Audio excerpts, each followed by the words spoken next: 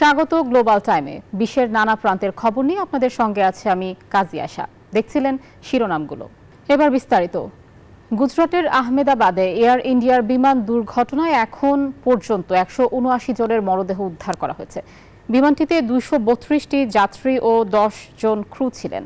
এখনও অনেকে নিখোঁজ থাকায় অব্যাহত রয়েছে উদ্ধার অভিযান। এছাড়া বিমানটি আছড়ে পড়ে মেডিকেল কলেজের হোস্টেলের অন্তত 5 শিক্ষার্থীও নিহতের খবর জানিয়েছে এনডিটিভি। এ ঘটনায় শোক প্রকাশ করেছে ভারতের প্রধানমন্ত্রী নরেন্দ্র মোদী। ভারতের গুজরাটের আহমেদাবাদ বিমানবন্দরের কাছে লোকালয়ে আছড়ে পড়ল এয়ার ইন্ডিয়ার একটি যাত্রীবাহী বিমান।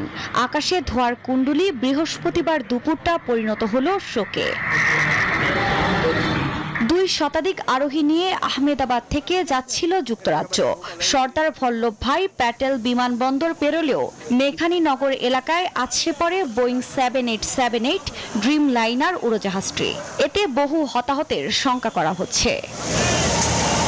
প্রত্যক্ষদর্শীদের বরাতে জানা যায়, দুর্ঘটনার সময় বিমানটি খুব নিচ দিয়ে যাচ্ছিল। এর পরপরই বিকট শব্দে কেঁপে ওঠে এলাকা। দুর্ঘটনার কারণ এখনো জানা যায়নি, তবে বিমানটির কারিগরি ত্রুটি ছিল কিনা তা জানতে শুরু হয়েছে তদন্ত। খবর পেয়ে দ্রুত ঘটনাস্থলে পৌঁছায় উদ্ধারকারী দল। আগুন নিয়ন্ত্রণের চেষ্টা চালায় তারা, তবে উড়োজাহাজটিতে বাড়তি জ্বালানি থাকায় আগুনের তীব্রতা অনেক বেড়ে যায়।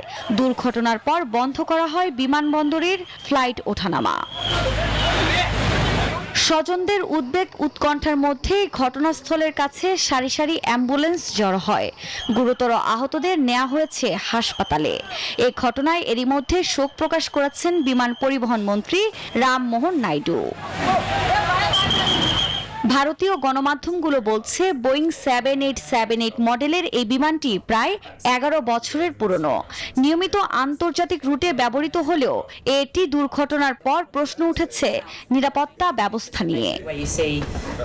আফরিন মৌ, নিউজ 24। ভারতে বিধ্বস্ত হওয়া বিমানটিতে ছিলেন গুজরাটের সাবেক মুখ্যমন্ত্রী। বিধ্বস্ত এয়ার ইন্ডিয়ার বিমানটির যাত্রী ছিলেন ভারতের গুজরাটের সাবেক মুখ্যমন্ত্রী বিজয় রূপানি। বৃহস্পতিবার স্থানীয় সময় দুপুর 1:38 আহমেদাবাদ বিমানবন্দর থেকে ছাড়ে এয়ার ইন্ডিয়ার ফ্লাইট AI-171। উড্ডয়নের মাত্র 5 মিনিট পরই মেঘানীনগরের আবাসিক এলাকায় ভেঙে পড়ে বোয়িং 787 ড্রিম লাইনারটি। বিমানে ভারতীয় 169, ব্রিটেনের 53 যাত্রী সহ মোট 242 জন আরোহী ছিলেন। আর যাত্রী নম্বর 12 ছিলেন গুজরাটের সাবেক মুখ্যমন্ত্রী বিজয় রূপানি।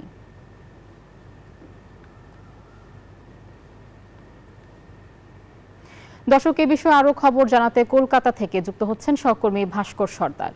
ভাস্কর, বিমান দুর্ঘটনার পর উদ্ধার অভিযানের সবশেষ কি খবর আছে আপনার কাছে জানাবেন, এবং হতাহতের সর্বশেষ কি তথ্য আছে জানাবেন। ধন্যবাদ। একেবারে বিমান দুর্ঘটনায় যে বিপর্যয় মোকাবিলা বাহিনী ইতিমধ্যে 47টি দমকল ইঞ্জিন এবং ভারতের বিভিন্ন রাজ্য থেকে কিন্তু বিপর্যয় মোকাবিলা বাহিনী বা ডিজাস্টার ম্যানেজমেন্টের লোকেরা কিন্তু সঙ্গে সেনাবাহিনী, ভারতীয় সেনাবাহিনী, তারা কিন্তু ওখানে উদ্ধার কার্য চালাচ্ছে।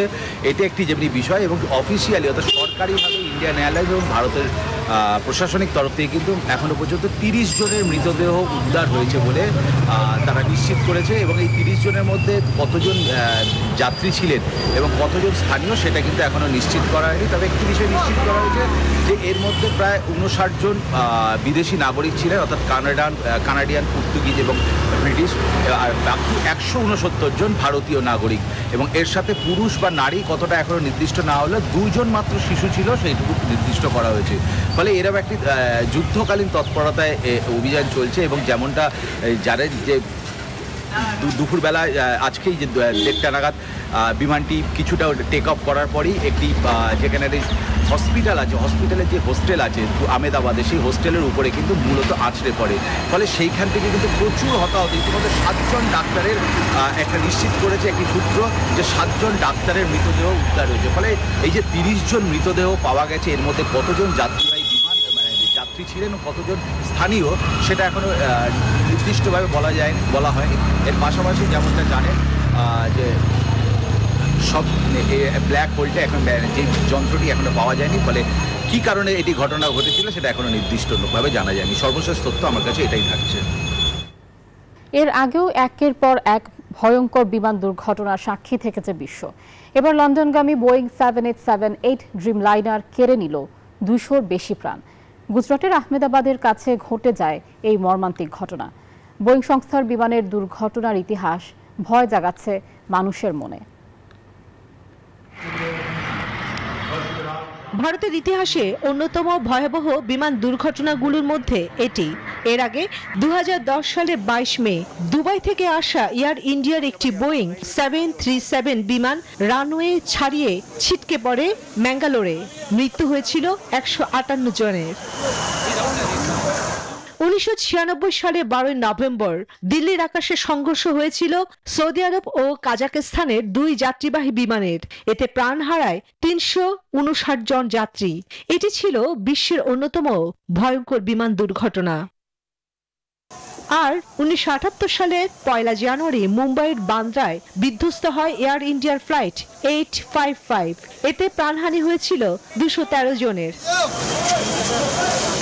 একের পর এক দুর্ঘটনায় প্রাণ হারাচ্ছেন শত শত যাত্রী। বোয়িং এর নিরাপত্তা ব্যবস্থা কি যথেষ্ট? উত্তর চাইছে গোটা বিশ্ব। চন্দ্রানী চন্দ্রা, নিউজ 24। ভারতের আহমেদাবাদে বিমান বিধ্বস্ত হয়ে পড়ে মেডিকেল কলেজের হোস্টেলে এতে হতাহতের মধ্যে রয়েছেন ছাত্রাবাসে থাকা শিক্ষার্থীরাও। সংবাদ মাধ্যম এনডিটিভি জানিয়েছে এতে অন্তত 5 শিক্ষার্থী মারা গেছেন, আহত হয়েছেন আরও অন্তত 30 জন। বৃহস্পতিবার ঘটা এ দুর্ঘটনার সময় ছাত্রাবাসে এমবিবিএস শিক্ষার্থীরা অবস্থান করছিলেন। বিমানের একটি অংশ আটকে আছে হোস্টেলের ভেতরেই। দুর্ঘটনার কারণ খতিয়ে দেখছে কর্তৃপক্ষ। তীব্র তাপপ্রবাহে পড়ছে পাকিস্তান ও ভারতের উত্তরাঞ্চলের মানুষ। শহরের বিভিন্ন জায়গায় তাপমাত্রা 40.9 থেকে 45 ডিগ্রি সেলসিয়াসে পৌঁছেছে। তবে হিট ইন্ডেক্সে তাপমাত্রা 51.9 ডিগ্রি সেলসিয়াসে পৌঁছানোয় দিল্লিতে রেড অ্যালার্ট জারি করা হয়েছে। আবহাওয়া বিভাগের পূর্বাভাস অনুযায়ী 13 জুন পর্যন্ত এই ভয়াবহ গরমের ধারা অব্যাহত থাকবে। এদিকে পাকিস্তানের পাঞ্জাব প্রদেশের ভাক্কর এবং সিন্ধুর জ্যাকোবাবাদে তাপমাত্রা 49 ডিগ্রি সেলসিয়াসে পৌঁছেছে। এ অবস্থায় হাসপাতালগুলোতে হিট স্ট্রোকের রোগীর সংখ্যা তুলনামূলক বেশি বলে জানিয়েছে কর্তৃপক্ষ। টানা বৃষ্টিতে দক্ষিণ আফ্রিকার ইস্টার্ন কেপে ভয়াবহ বন্যায় নিহত হয়েছেন অন্তত 50 জন। নিখোঁজ রয়েছে শতাধিক। বিবিসি জানায় বুধবার বৃষ্টি ও তুষার ঝড়ে ইস্টার্ন কেপে ভয়াবহ বন্যা দেখা দেয়। একটি স্কুল বাস ভেসে গেলে শিশু সহ 8 জনের প্রাণহানির ঘটনা ঘটে। নিখোঁজদের খোঁজে অভিযান চলছে। 58টি স্কুল ও হাজারো ঘরবাড়ি ক্ষতিগ্রস্ত হয়েছে। বিদ্যুৎ বিচ্ছিন্ন অন্তত 5 লাখ বাড়ি। দক্ষিণ আফ্রিকার প্রেসিডেন্ট রামাফোসা সবাইকে সতর্ক থাকার আহ্বান জানিয়েছেন।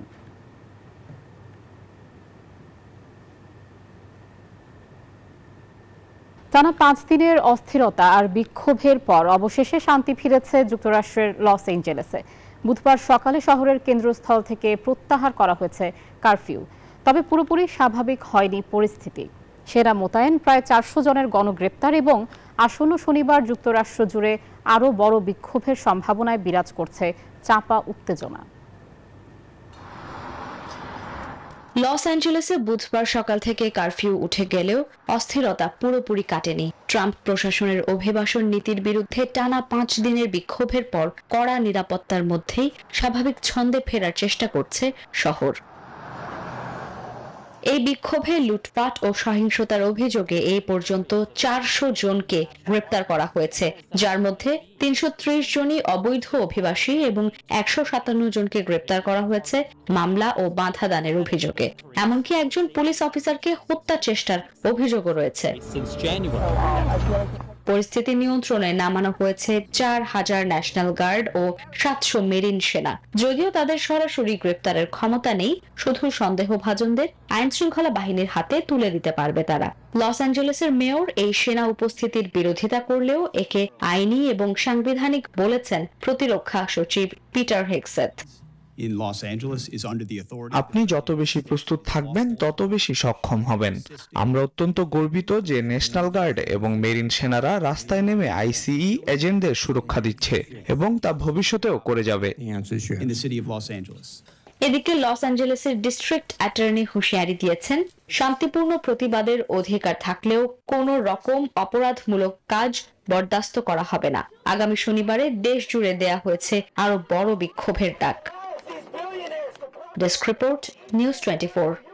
সাবেক ভূমিমন্ত্রী সাইফুজ্জামান চৌধুরীর যুক্তরাজ্যের একাধিক সম্পত্তি জব্দ করেছে দেশটির ন্যাশনাল ক্রাইম এজেন্সি এনসিএ। বুধবার আল জাজিরার এক প্রতিবেদনে উঠে এসেছে এই তথ্য। বাংলাদেশে সাইফুজ্জামানের বিরুদ্ধে অর্থ পাচারের মামলা রয়েছে, যার তদন্ত চলছে। এর আগে আল জাজিরার অনুসন্ধানেই বেরিয়ে আসে যুক্তরাজ্যে তার 350-র বেশি সম্পত্তি রয়েছে, যার মধ্যে লন্ডনের একটি বিলাসবহুল বাড়ির দামই প্রায় $1.5 কোটি।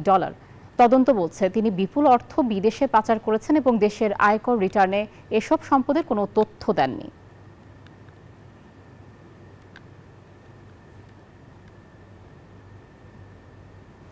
গাজায় ইসরায়েলি বর্বরতায় 24 ঘন্টায় নিহত হয়েছে আরও 120 ফিলিস্তিনি। এর মধ্যে 2টি ত্রাণ বিতরণ কেন্দ্রের কাছে প্রাণ গেছে 40 ক্ষুধার্ত বাসিন্দার। এই পরিস্থিতিতে ইসরায়েলি অবরোধ ভাঙতে সড়ক পথে গাজায় যাচ্ছেন 1,500 মানবাধিকার কর্মী। এদিকে নেতানিয়াহুকে গাজায় যুদ্ধ থামানোর বার্তা দিয়েছেন মার্কিন প্রেসিডেন্ট ডোনাল্ড ট্রাম্প। সেই সঙ্গে ইরানকে হুমকি ধামকি দেয়া বন্ধের আহ্বানও জানিয়েছেন তিনি।